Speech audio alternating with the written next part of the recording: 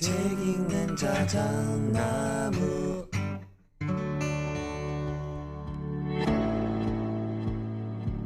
안녕하셨습니까? 모두의 아저씨 책 읽는 자작입니다. 어떤 사람들은 왜 그토록 쉽게 다른 사람의 마음을 사로잡는 걸까? 이런 거 궁금해 보신 적 있으시죠? 그들의 비밀은 뛰어난 능력이나 특출난 외모가 아닌 바로 매력이라고 이 책은 말하고 있습니다. 1000명이 넘는 사람들을 인터뷰해온 저자의 통찰이 담긴 이 책을 읽으면서 그동안 우리가 매력이라는 단어를 얼마나 피상적으로만 이해를 해왔는지 알게 됐습니다.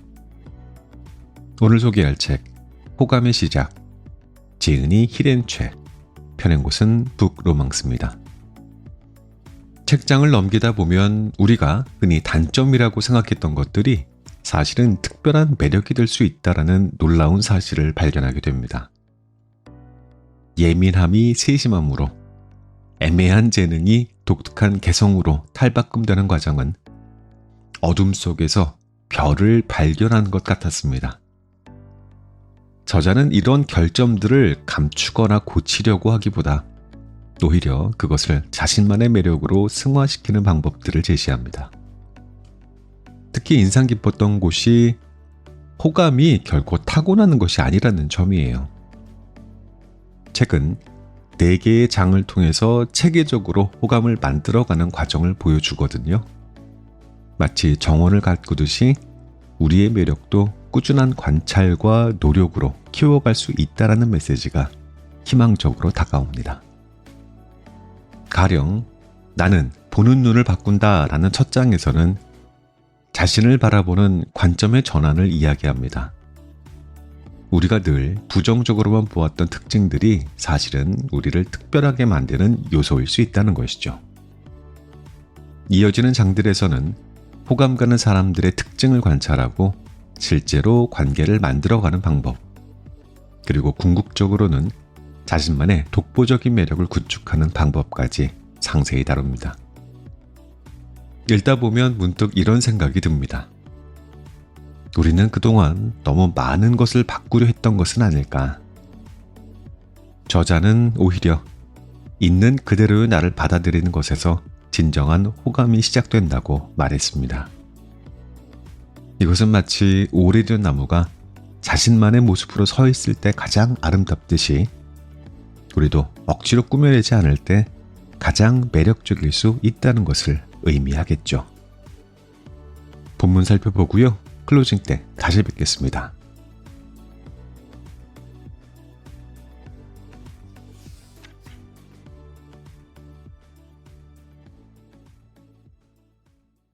호감이 넘실대는 곳에서 커리어를 시작했다.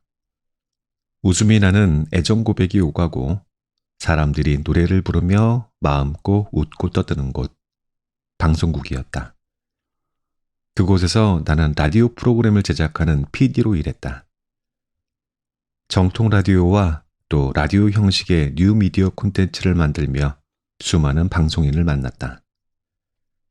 개성 넘치는 사람들이 워낙 많은 까닭에 미디어 회사에서의 삶은 고되고 어렵기도 했지만 적어도 내가 연출한 프로그램은 사랑이 가득했다.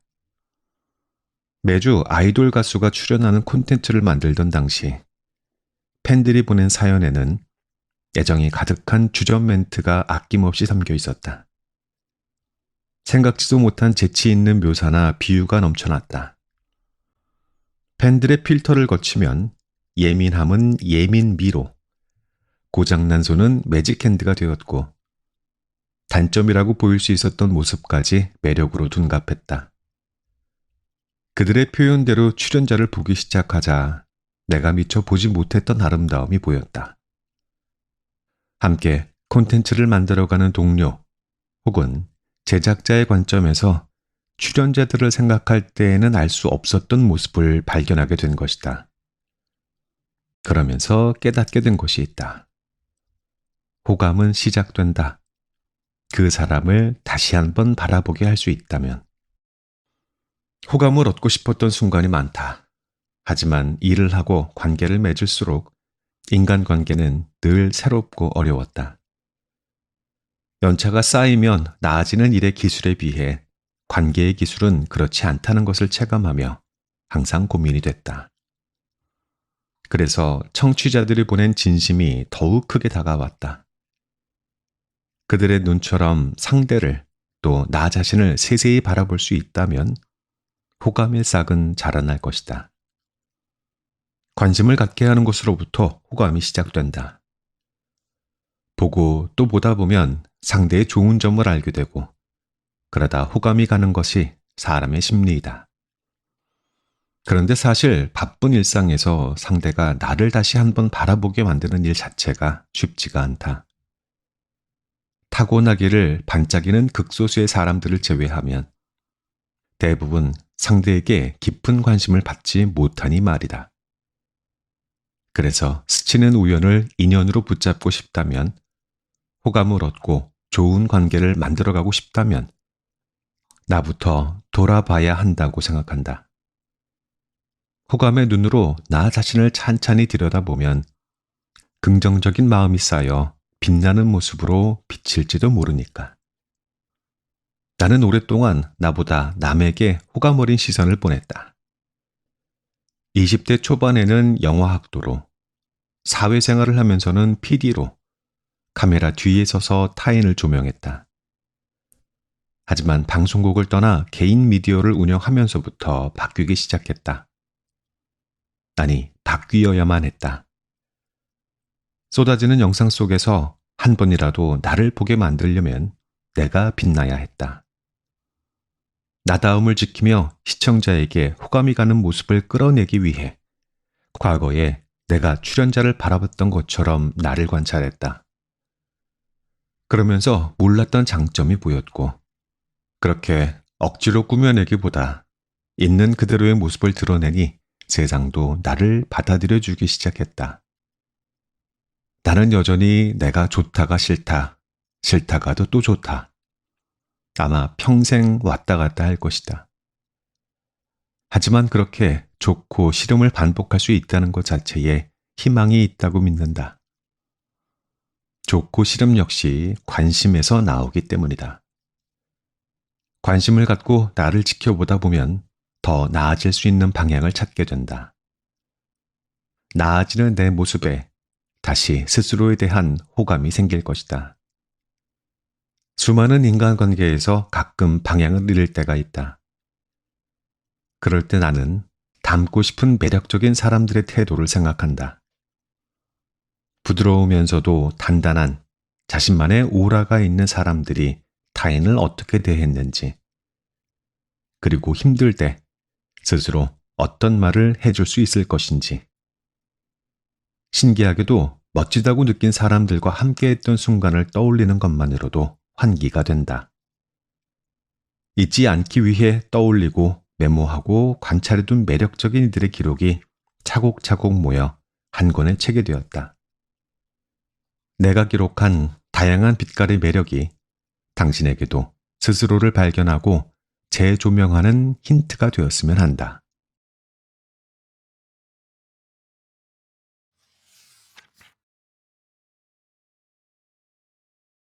내 안의 매력 재료를 발견하는 법.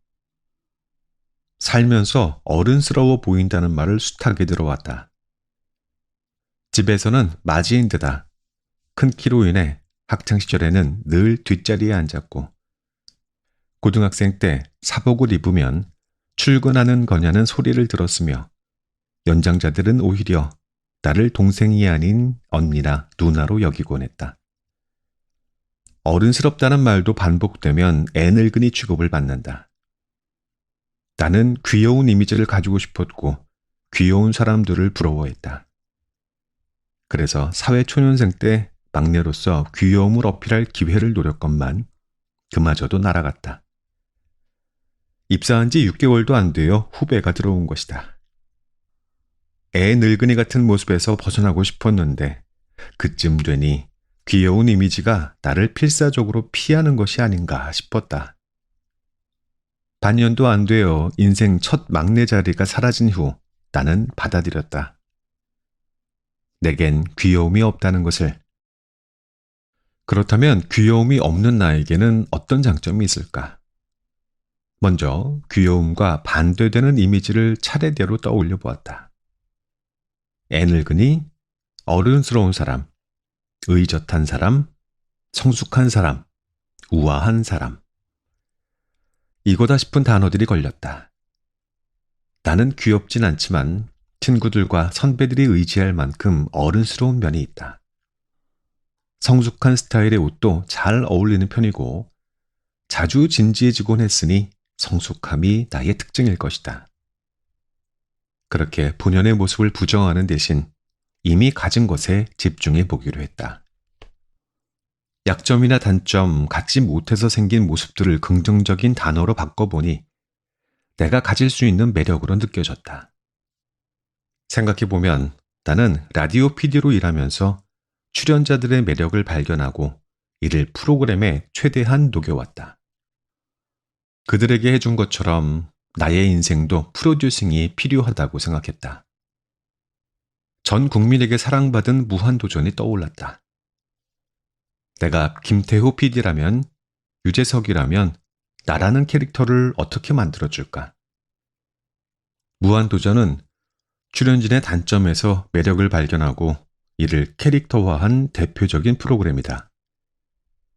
이전에는 빛나지 못했던 출연진의 캐릭터를 발굴하고 별명으로 만드는 유재석의 능력은 아직도 그를 대체 불가한 국민 MC로 불리게 하는 이유 중 하나일 것이다. 그는 호통을 치고 상대를 공격하는 화법을 쓰는 박명수의 약점을 찾아내 하찮은 이미지를 부각하고 허점을 짚어내며 캐릭터를 입체화했다. 찬은이 형이라는 캐릭터가 생긴 박명수가 어떤 공격성을 띄워도 하찮고 허술하게 느껴지고 일종의 소형견 같은 외침으로 시청자에게 받아들여졌다.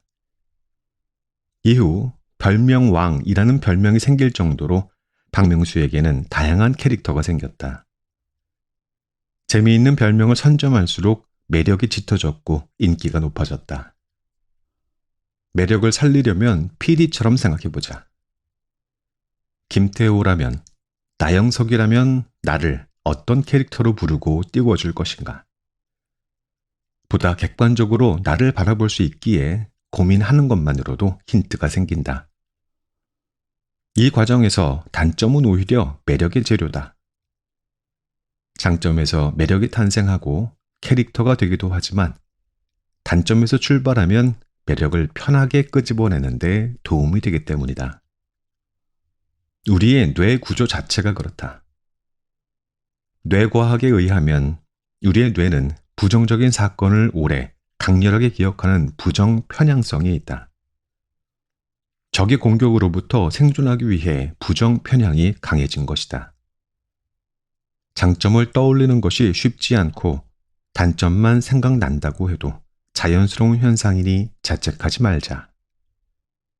단점을 미워하는 대신 나의 모습을 인정하고 그 속에서 키울 수 있는 부분을 매력의 재료로 활용하자.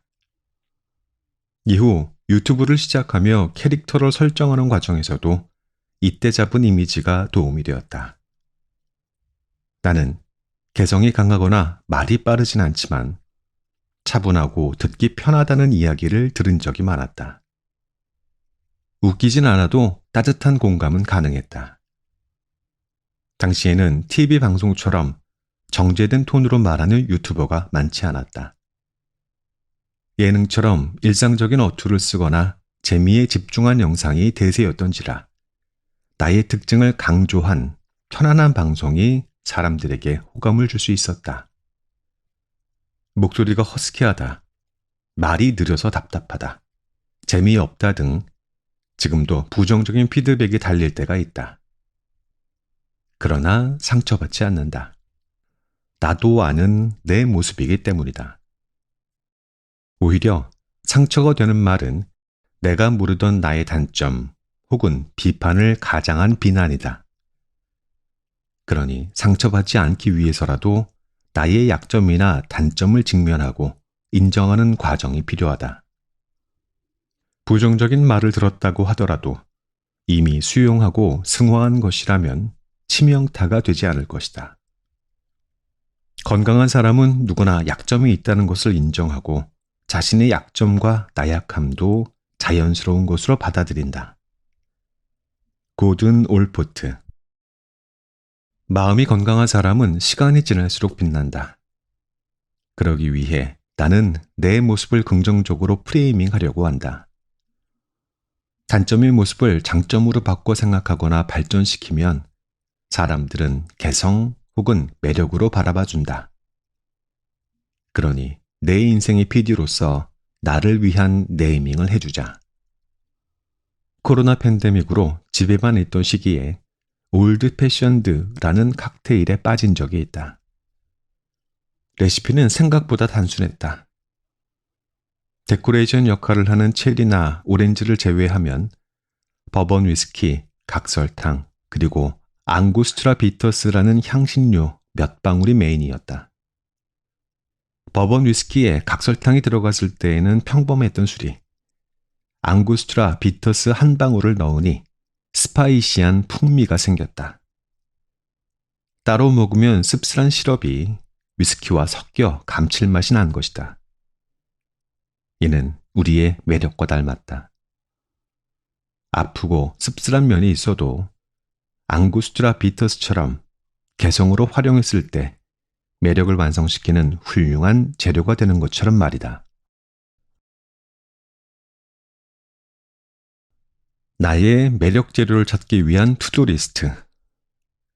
내가 생각하는 나의 이미지를 키워드로 적어보기. 타인이 공통으로 말하는 나의 이미지나 특징을 적어보기. 내가 원하는 이미지나 특징은 무엇인가 떠올려보기. 원하는 이미지와 내 특징의 괴리가 크다면 이미 가진 특징을 강화하는 쪽으로 방향 틀어보기.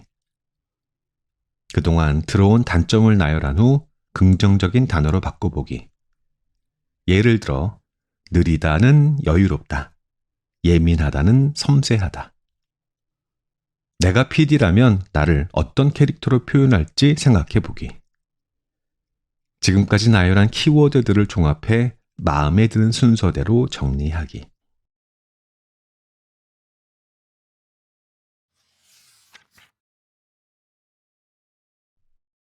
나에게 오글거릴 용기. 바쁜 시기, 일에 열중하다 보면 건조하다 못해 서로가 감정 없는 AI처럼 느껴질 때가 있다. 스몰 토크는 거의 하지 않고 일에 방해되는 모든 것을 차단하는 로봇처럼 삭막한 분위기다. 그런 상황에서 누군가가 던진 덕담이나 상냥함이 신선하게 느껴질 때가 있다. 따스한 칭찬이 딱딱해진 분위기를 풀고 관계를 북돋는다. 똑같이 힘들 텐데에도 동료하는 마음씨가 느껴져 그 사람에 대한 호감이 커지기도 한다. 하지만 문제는 그 마음을 오글거리거나 느끼하다고 투덜거리는 순간부터 시작된다. 주변 사람과 말을 했던 본인까지 어색해질 수 있다. 그럴 때 나는 느끼한 게 좋다고 일부러 말한다. 느끼한 사람과 느끼한 표현을 좋아한다고. 그럼 순식간에 대화의 공기가 바뀐다.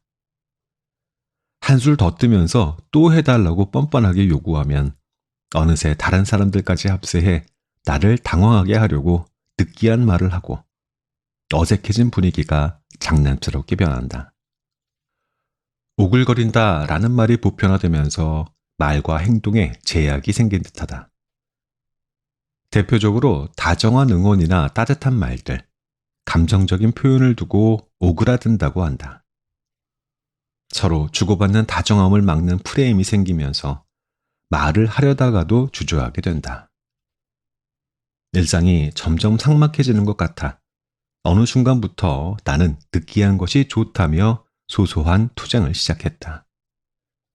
온기가 담긴 긍정적인 이야기라면 어색한 표현을지라도 받아들였다. 오글거린다는 반응이 돌아올까봐 눈치 보며 대화하는 일이 없었으면 해서이다.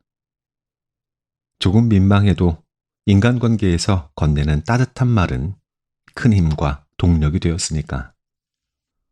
그런데 관계 속에서 간지러운 대화들은 받아들일 수 있었지만 이상하게 나 자신에게는 한치의 느끼함도 허용하지 않고 엄격하기만 했다. 내가 애써서 해내는 일들을 당연시하게 되었고 해내지 못한 부분만을 확대 해석했다. 스스로에게 가혹하기 전에 나에게도 오글거릴 용기를 줘야겠다고 생각했다. 우리는 자신을 진정으로 아끼고 사랑하는 사람, 자존감이 높은 이에게 호감과 매력을 느끼므로, 게다가 이미 많은 심리학자가 나 자신에게 낯간지러운 말과 행동을 하는 것이 긍정적인 감정을 불러일으키고 성장에 도움이 된다는 것을 입증했다. 자신에게 까다롭거나 완벽주의 성향이 강할수록 다음의 방법들을 시도해보자. 타인에게 호감을 얻기 위해 노력하기 전 나 자신에게 먼저 호감을 느낄 수 있게 하는 과학적인 방법이다. 첫째, 나를 이름으로 불러줄 것. 키레니는 충분히 능력이 있어 잘할 거야. 성인이라면 스스로를 3인칭으로 칭하는 것은 영유아기 이후로 해본 적이 없을 것이다. 그런데 나와의 대화에서 시점만 조금만 바꿔도 기분을 긍정적으로 환기할 수 있다는 연구 결과가 있다. 심리학자 이선 크로스는 사람들에게 충격적인 사진을 보여준 뒤 자신을 나라고 표현했을 때와 3인칭으로 표현했을 때의 뇌파를 측정했다. 그 결과 자신을 1인칭으로 말했을 때보다 3인칭으로 불렀을 때 정서와 관련된 뇌의 활동이 크게 줄어든 것을 발견했다. 즉, 나는 충격받았다 라고 말할 때보다 누구누구는 충격받았다 라고 말했을 때 좀 더 이성적이고 객관적인 사고가 가능했다는 것이다.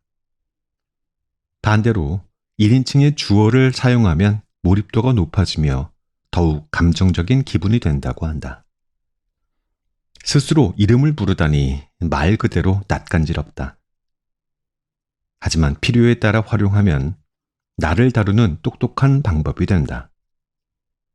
나 역시 한 번 자신에게 혹독해지기 시작하면 브레이크가 없다. 실은 그렇지 않은데도 나를 비난한다.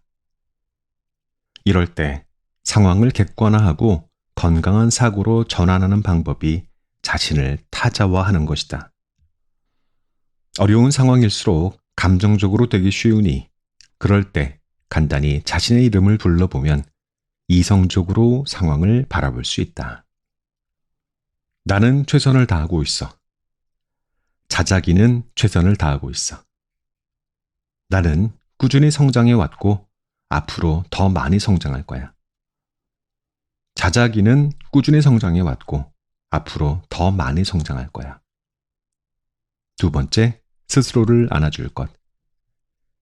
체력적, 정신적으로 무리를 하고 나면 잠이 오지 않을 때가 많다. 온종일 각성 상태였던 몸이 이완되지 않은 상태에서 내일에 대한 걱정이나 불안감 등으로 점점 더 정신이 깨어나는 것이다. 이때 긴장을 풀어주고 마음을 안정시켜주는 데에 효과적인 방법이 있다. 바로 나를 안아주는 것이다. 양팔을 교차해 나비 모양으로 포옹한다고 해서 나비포옹이라고 부른다. 나비포옹은 외상 후 스트레스 장애, PTSD 치료사였던 루시나 아티가스가 만든 것이다. 1998년 멕시코 아카폴로 지역에서 허리케인이 발생해 큰 피해를 당한 일이 있었다. 생존자 대부분은 PTSD 증상을 겪었다. 그들을 돕는데 효과적인 방법이 바로 나비포옹이었다. 그 뒤에도 나비포옹은 외상 후 스트레스 장애를 치료하는 것뿐만 아니라 일상에서 불안한 감정을 완화하는 데에도 도움이 된다고 알려졌다. 나를 안아주고 천천히 심호흡하면 한결 기분이 나아지는 것을 느낄 수 있다. 숨 가쁘게 한 줄을 마무리하고 나 자신을 토닥이다 보면 묘한 기분이 든다. 거기에 스스로 내 이름을 부르며 혼잣말까지 하면 어색한 웃음이 난다. 그런데 이상하다. 어색하고 오그라드는 행동이지만 마음이 편안해진다. 좀 느끼하면 어떤가? 마음이 건조해질 때에는 스스로 관대해지는 기름기가 필요하다. 그러니 나에게 오글거릴 용기를 내보자. 나 자신이 비호감인 순간 다시 나를 사랑하는 법. 일부러 나에게 낯간지러운 칭찬을 해주자. 칭찬을 할 때에는 나를 1인칭으로 지칭하기보다 3인칭으로 말하며 타자화할 때 더 효과적이다. 나는 성실해, 자작이는 성실해. 앞으로도 잘할 수 있다고 격려하는 말을 스스로에게 건넨다.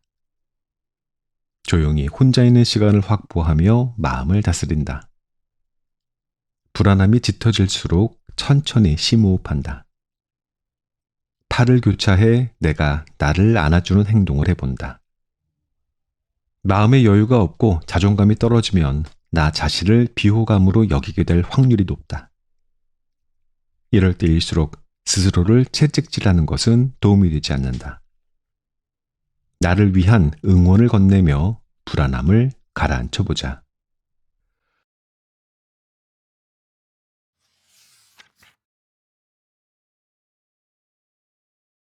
예민함은 호감의 도구다. 평소 신경 쓰이는 것들이 많은 편이다. 의도적으로 차단하지 않으면 신경 쓰이는 사람, 신경 쓰이는 문제, 신경 쓰이는 상황에 나도 모르게 몰입하고 있다. 그런 나를 보고 예민하다고 자주 지적하는 사람이 있었다. 어떤 말을 해도 예민한 사람으로 몰아갔고 그 때문에 일이 생기면 모두 내 탓인 것 같아 끝없는 자기 검열의 늪에서 허우적댔다. 그때 서점에서 우연히 집어든 책의 문구가 나를 깨웠다. 민감함은 신이 주신 최고의 감각이다. 민감성 연구의 권위자이자 덴마크의 심리학자 일자 샌드가 쓴 센시티브라는 책이었다. 그는 사회에서 예민하다고 여기는 민감함은 고쳐야 할 문제가 아닌 재능의 영역이라고 말했다.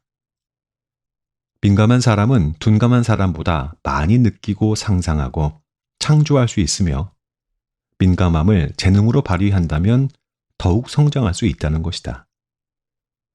예민함이 장점이 될 수 있다는 사실도 그때 처음 알았지만 스트레스를 받는 정도가 심하거나 싫은 것들이 많은 만큼 행복한 순간에도 누구보다 더 큰 행복감을 느낄 수 있다는 이야기가 놀라웠다.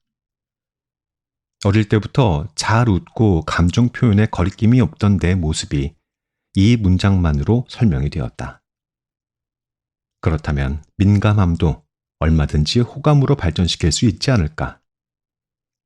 나는 내 민감한 성격을 재능과 매력으로 승화해 보기로 했다. 신경 쓰이는 것이 많은 기질을 받아들이면서 싫은 것보다 좋은 것을 더 많이 발견하리라 마음먹었다. 먼저 업무에 적용했다. 인간관계에서 신경 쓰이는 이들이나 불쾌한 언사를 접했을 때 원인과 개선점을 찾으려고 했다. 나와 부딪히는 사람들의 특성을 찾아보고 심리학적으로는 이를 무엇이라고 정의하는지 알아보았다.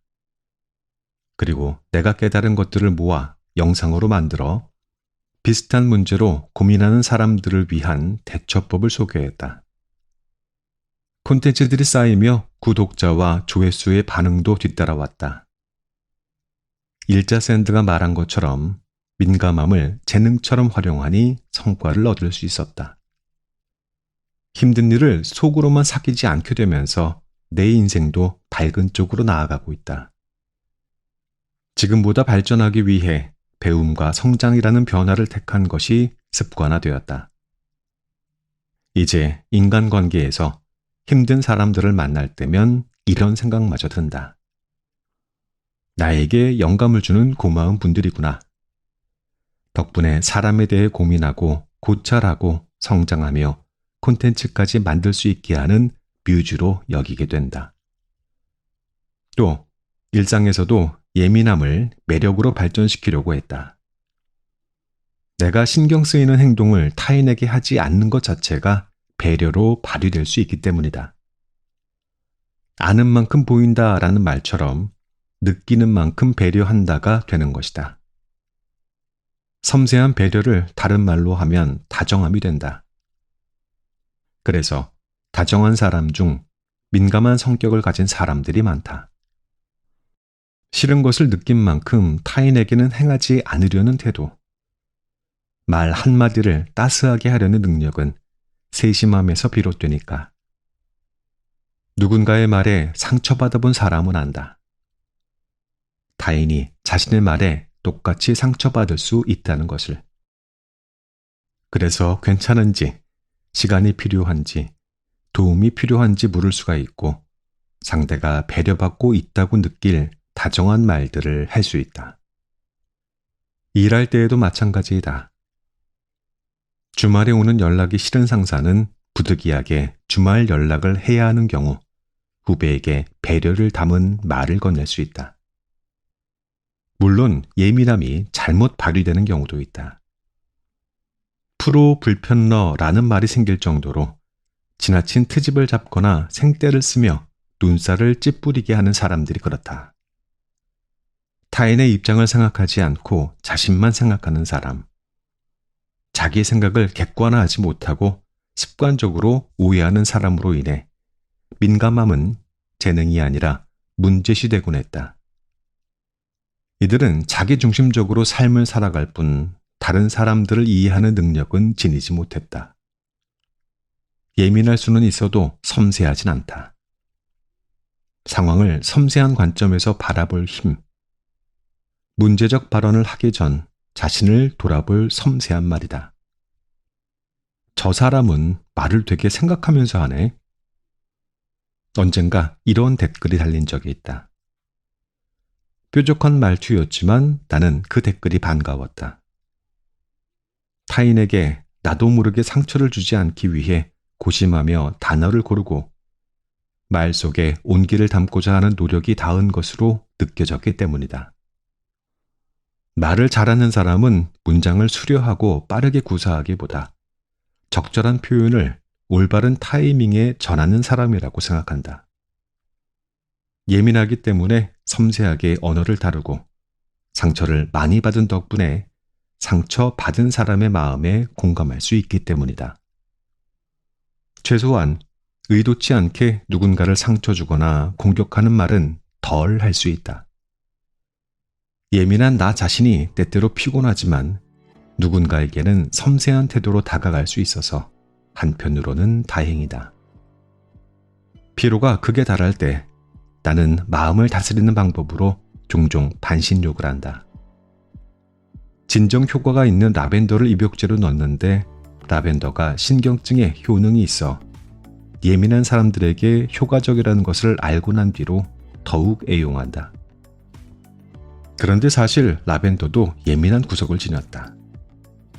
습도에 민감하고 통풍을 잘해야 하기 때문이다. 물을 간헐적으로 줘도 살아남는 선인장이나 온도나 습도에 민감하지 않은 식물들에 비하면 키우기 쉽지 않은 허브이다. 그렇게 자란 라벤더는 자신만큼 예민한 사람들에게 도움을 주며 호감도가 높은 허브로 거듭났다. 민감한 성향이 고민이라면 라벤더를 떠올려보자. 민감하지만 무사히 꽃을 피우고 그 향기로 사람들을 보듬어주는 라벤더처럼 나도 충분히 매력적일 수 있다고.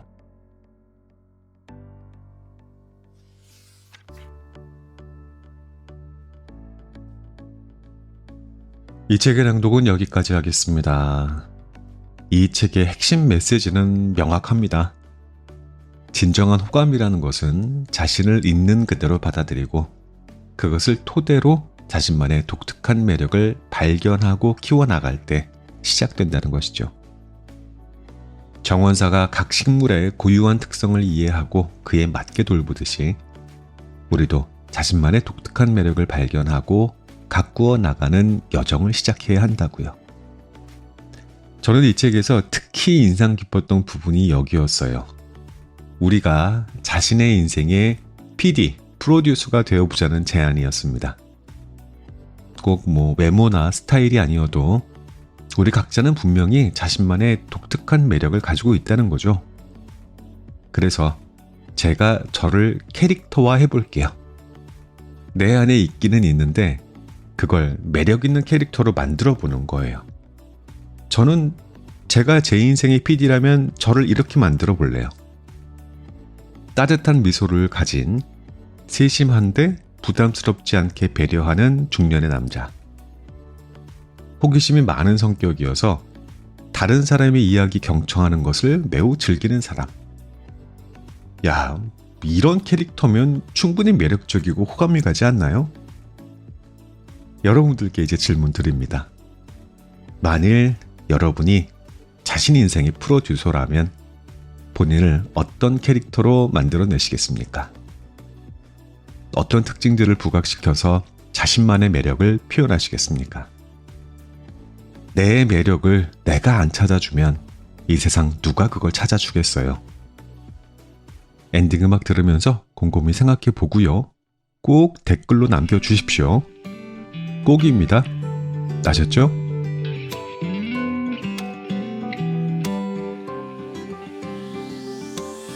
I never thought breakups were pretty. You told a lie, I let you go.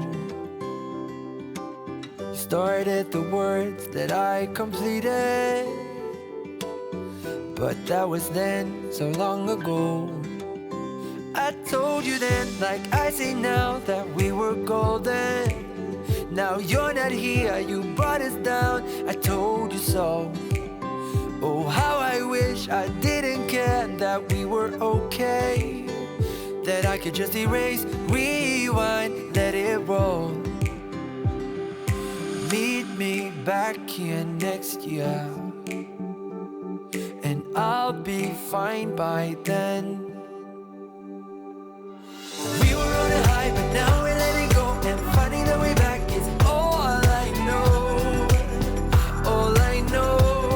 From now, I'm thinking about myself, I'm minding just my own. So when we meet again, I'm fine by then.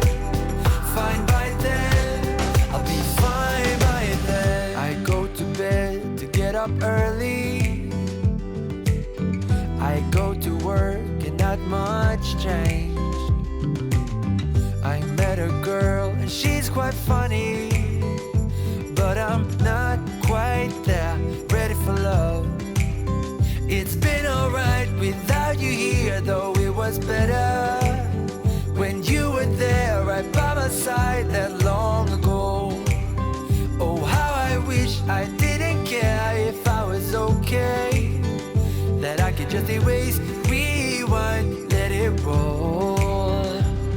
But now I've been there and done that, and now I'm fine by then. We were on a high, but now we're letting go, and finding the way back is all I know. All I know.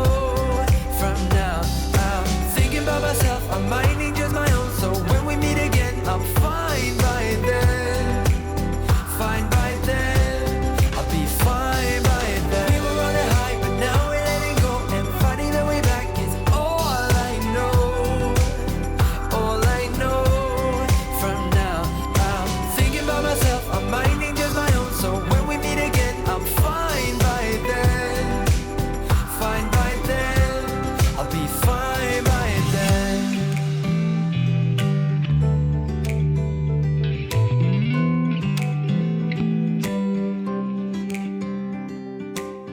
Now winter's here in our old city, and I breathe the fresh air and feel good. Back at the spot where you first kissed me, I don't feel a thing, although I should. I learned my lesson last year, and now I'm fine again.